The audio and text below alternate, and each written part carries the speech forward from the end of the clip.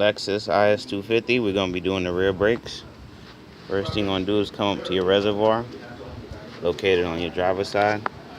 I just usually take my cover off. Alright, so we're taking off the wheels now. It's 21mm socket. Alright, so now we're going to pull off both these number 14s. There's one there.